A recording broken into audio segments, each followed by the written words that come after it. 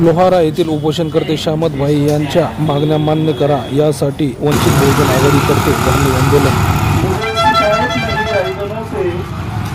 मुझे शिकायत है तेरी रहबरी पे, इधर उधर की बात ना कर, तू ये बता कि काफिला क्यों लूटा। जैसे कि मैंने पहले कहा कि मुझे शिकायत नहीं रही दोनों से, मुझे शिकायत है तेरी रहबरी पे। आज मैं जो पिछले 5 महीने से लोहारे के रहने वाले शामत भाई है, उनके बच्ची को घूस दिलाकर, बहलाकर, फुसलाकर उसी गांव के एक शख्स ने, दरिंदे ने 5 महीने हुआ लेकर फरार है, इसका पता नहीं है। 5 महीने से वो परेशान है। मगर मेरी शिकायत है इस पुलिस प्रशासन के साथ कि 5 महीने हो गए, एक लड़की और एक लड़का मामूली से देहात के रहने वाले लोग आपको पकड़ने नहीं आते, आपको मिलते नहीं है। यह प्रशासन की इतनी बड़ी लापरवाही है कि मामूली से वो व्यक्तियों को, ये कोई अपराधी नहीं है बहुत बड़े शातिर जो आपके गिरफ्त में ना आ सके, मगर सरासर प्रशासन का यहाँ पर फेलियर नजर आता है कि इस लड़की के माँ बाप ने पुलिस स्टेशन को फोन किया था कि बच्ची फलाने जगह है, हम पुलिस स्टेशन को आए तो पुलिस स्टेशन से इन्हें जवाब दिया गया कि नहीं, 4 दिन में 26 तारीख को बच्ची आपको आपके घर पहुंचेगी, मिलेगी। फुसलाया गया, इन्हें बहलाया गया और उस वक्त को टाला गया, जिसकी वजह से 5 महीने हुए वो बच्ची नहीं मिल रही है। तो ये वजह, ये शिकायत पुलिस प्रशासन से है और यहाँ के लोक प्रतिनिधि से है और यहाँ के समाज के जो ठेकेदार बने हुए हैं, अपने आप को नेता कहलाते हैं और संवेदनशील जो है लोक प्रतिनिधि कहलाते हैं, उन आमदार से हमारी शिकायत है कि इस आपके लोक प्रतिनिधि होने के बावजूद ये आपके इस अहाते में विधानसभा में कैसा अत्याचार हो रहा है। प्रशासन सोया हुआ है। आज उपोषण का 9वां दिन है, मगर पुलिस प्रशासन की तरफ से शामत भाई की दखल नहीं ली गई पुलिस प्रशासन से कि अभी तक क्या किया गया। इस 9 दिन में एक मर्तबा भी एक पत्र भी निकाला नहीं गया। ये सोया हुआ पुलिस प्रशासन है, ये सोया हुआ लोक प्रतिनिधि है। हम अब उम्मीद सिर्फ जनता से लगा सकते हैं कि जनता को ही तब्दीली लानी पड़ेगी, जनता को रास्ते पे आना पड़ेगा, मगर जनता के अंदर में बेदारी नहीं है। इसलिए ये लोक प्रतिनिधि को भी परवाह नहीं है और प्रशासन को भी परवाह नहीं है। यहाँ पे बेदारी बताने का काम जनाब असद जमाल सिद्दीकी साहब ने किया है, सोहेल साहब ने किया है, शामत भाई का साथ दिया है और जिसके नतीजे में इनके पहल को अपना कदम बढ़ाते हुए वंचित बहुजन आघाड़ी ने इन्हें न्याय देने के लिए धरना आंदोलन का आयोजन किया है। तो हम सब न्याय से वंचित है, हमें न्याय के लिए लड़ना चाहिए और पुलिस प्रशासन से सवाल करना चाहिए कि एक छोटे से मामूली से अपराधी नहीं पकड़े जाते। लोग तो दावा करते हैं कि हम दाऊद को उठा के लाएंगे और राणा को अमेरिका से उठा के लाए। अब यहाँ से एक लोहारे के 2 भागे हुए मामूली से अपराधी आपको पकड़े नहीं जाते, तो आपके काबिलियत पे, प्रशासन पे सवाल खड़े होते हैं और उपोषण को बैठे हुए शामत भाई पे सवाल खड़े किए जाते हैं। इनको साथ देने वाले असद जमाल सिद्दीकी साहब के ऊपर सवाल खड़े किए जाते हैं, सोहेल सिद्दीकी साहब के ऊपर सवाल खड़े किए जाते हैं कि यह उपोषणकर्ता को साथ है। नहीं, उनके ऊपर अन्याय हुआ है, ये इसलिए उन्हें साथ दे रहे हैं। मैं एक पत्रकार हूँ, यहाँ पे उनके ऊपर जुल्म हुआ है, उनको न्याय नहीं मिल रहा, इसलिए मैं न्यूज बातमी लगा रहा हूँ। तो मेरे ऊपर भी पुलिस प्रशासन सवाल खड़ा करता है, मगर हम आपके सवाल खड़ा करने से हम डरने वाले नहीं हैं, हम रास्ते पर लड़ने वाले हैं। तो हम आपसे इस वंचित बहुजन आघाड़ी के धरने आंदोलन के माध्यम से हम आपको सूचना देते हैं, प्रशासन से विनती करते हैं, अगर आप दखल नहीं लेंगे और न्याय नहीं करेंगे तो इससे बड़ा आंदोलन होगा और जनता रास्ते पे उतरेगी। सब्र का बांध अगर फूट जाएगा, बांध अगर फूटता है तो सैलाब आता है। मैं आपको चेतावनी देता हूँ और तुरंत शामत भाई के लड़की को लाकर उनके हवाले करने का और उन दलितों को जेल में घोंसने का काम करे, इतना ही कहता हूँ और मैं अपनी जगह लेता हूँ। ये भ्रष्टाचार चाहे प्रशासन के अधिकारी हो या तुमने जो चुन कर दिया असेंबली में, तो उनमें भी कई गुंडे खत्म आपराधिक प्रवृत्ति के लोग हैं। आज देखो, आज तस्वीर में हमने एक लोक प्रतिनिधि चुनकर दिया, लेकिन इसका क्या फायदा हुआ?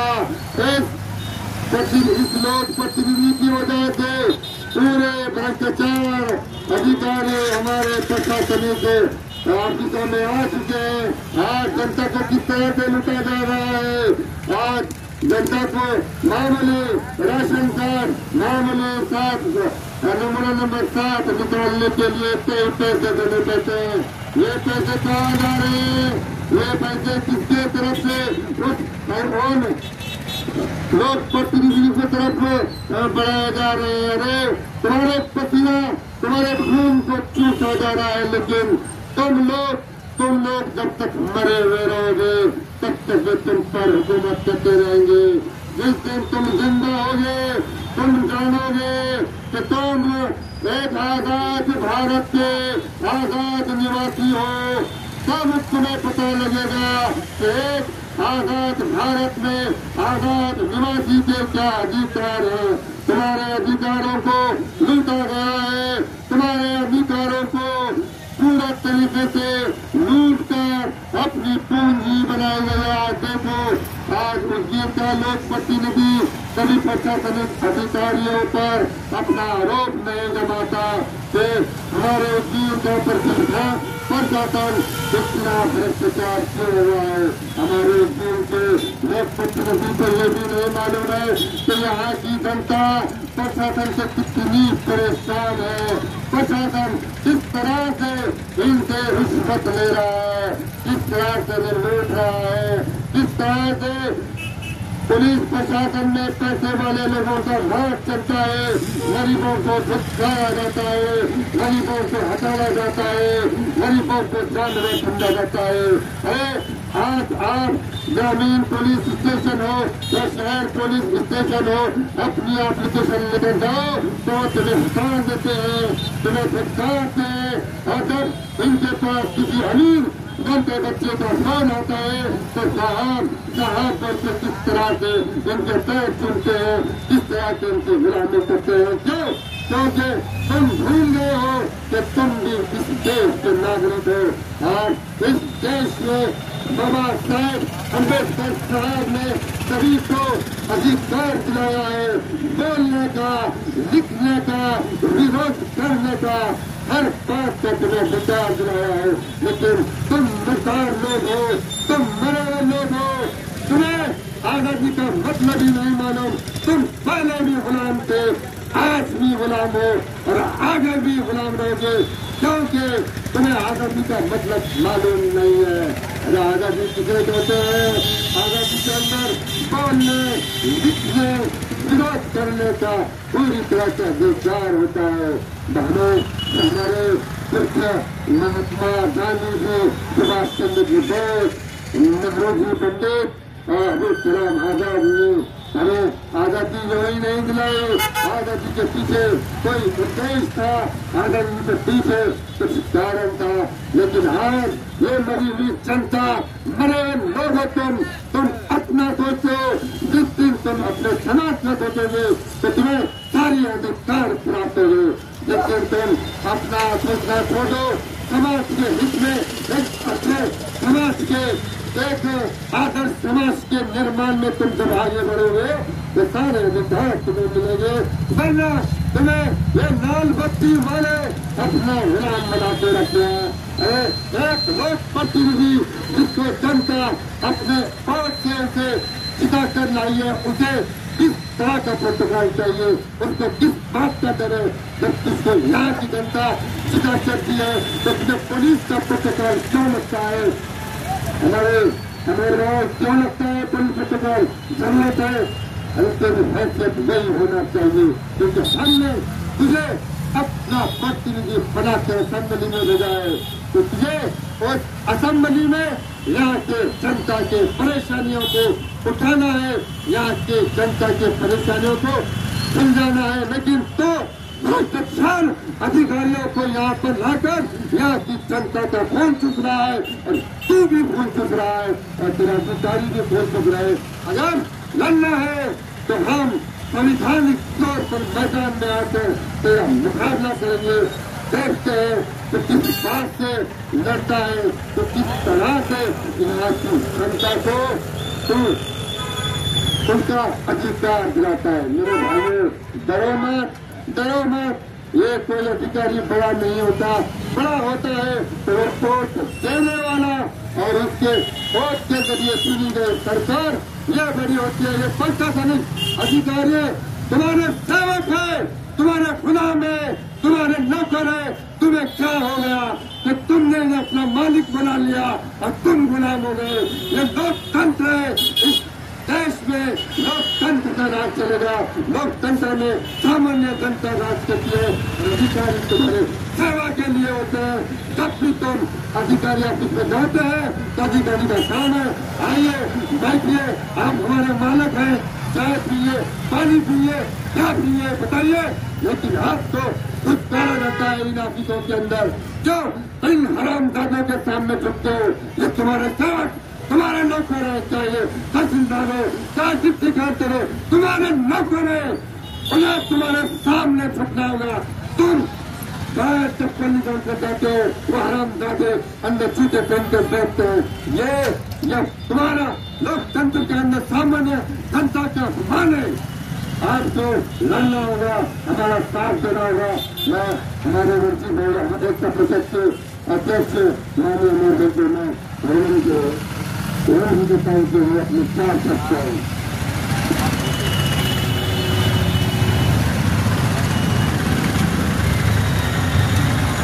वंचित बहुजन आघाडीचे जिल्हाध्यक्ष माननीय सलीमभाई आणि आमचे मित्र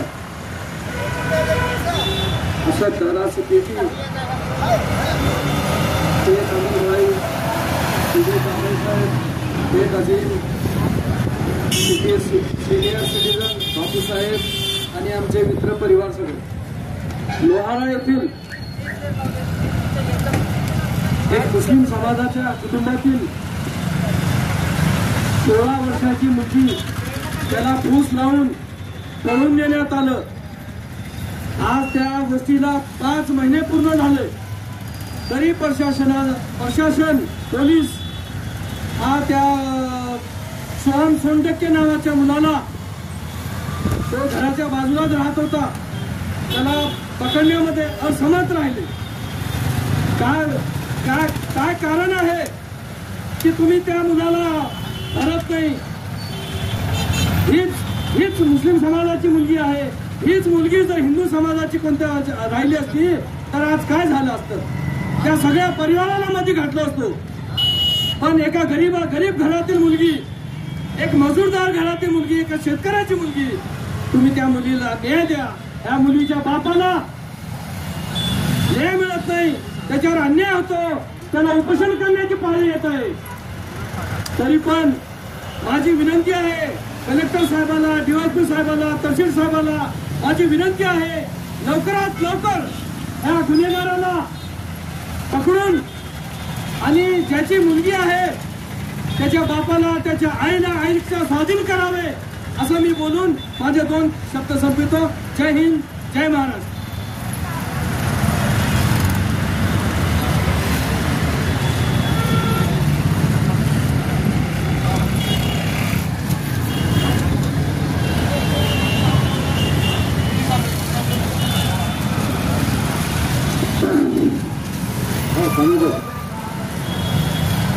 मैं वंचित बहुजन आघाड़ी के क्योंकि जिला के मैं अपने कांग्रेस को मैं आमंत्रित करता हूँ कि वो भ्रष्टाचार को लेकर पुलिस की लापरवाही को लेकर जिस तरह से सामंत भाई अपनी बच्ची को अपनी बच्ची के अपहरण को लेकर 5 महीने से निकलकर पुलिस पर ले गए हैं, लेकिन पुलिस की इतनी बड़ी यंत्रणा पुलिस की यंत्रणा जो होती है गाँव के पुलिस पटेल को होती है, उनके खबरें होते हैं, लेकिन उसके बाद भी उनके बच्चे अगर नहीं मिलेंगे तो क्या होता है।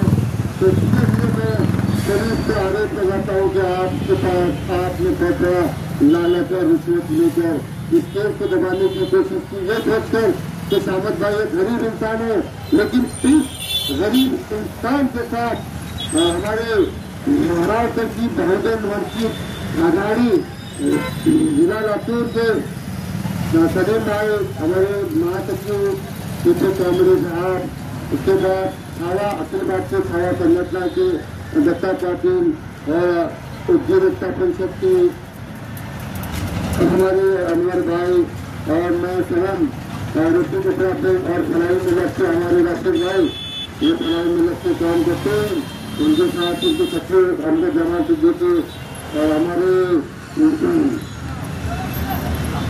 संबंधी ब्रिगेड के हमारे साधु साहब, हमारे मामा, और मैं आमंत्रित करता हूँ वकील साहब को, वकील साहब आपको भी कहना होगा, सभी को कहना होगा, आज हमें जनता के सामने प्रशासन का सही चेहरा लाना है।